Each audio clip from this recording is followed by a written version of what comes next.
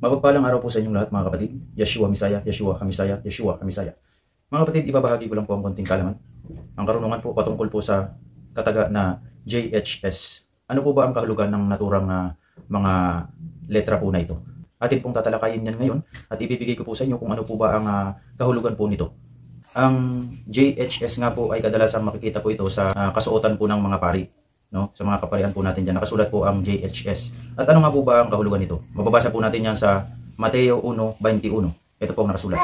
At siya'y manganganak ng isang lalaki, at ang pangalang itatawag mo sa kanya ay Jesus, sapagkat ililigtas niya ang kanyang bayan sa kanilang mga kasalanan. So yun po ang ibig sabihin po sa Tagalog ng JHS. Pero ang tunay na kahulugan niyan sa wikang Latin ay Jesus Hominum Salvatore. Okay? Yun po. Sa English po, Jesus, Savior of Mankind. Siya po ang tagapagligtas nating lahat ng mga tao dito sa sanlibutan.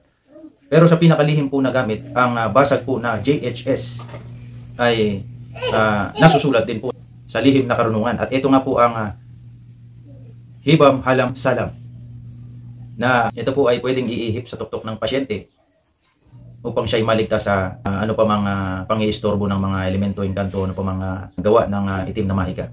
So yun lamang po at mapagpalang araw po sa inyong lahat mga kapatid. Yeshua Misaya, Yeshua Misaya, Yeshua Misaya, Yeshua Misaya, Yeshua Misaya.